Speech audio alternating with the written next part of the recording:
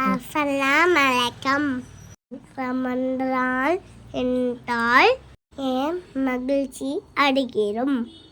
ஏனெனில் ரமலான் மாதத்தில் நோன்பால் முன் பின் பாவங்கள் மன்னிக்கப்படுகிறது.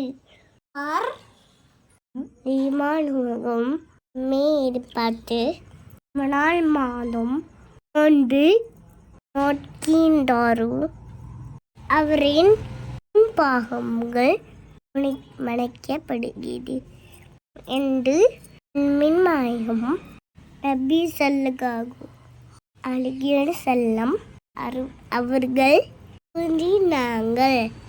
இதை வேறு பேர் அபூ ஹுரைரா ரலியல்லாஹு அன்ஹு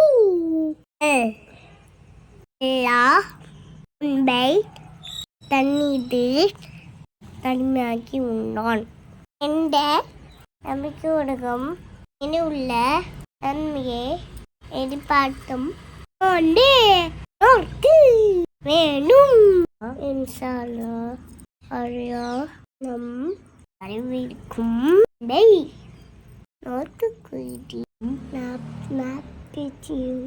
உடல் ஆரோக்கியம் நமக்கு அருள் புரியாமாக.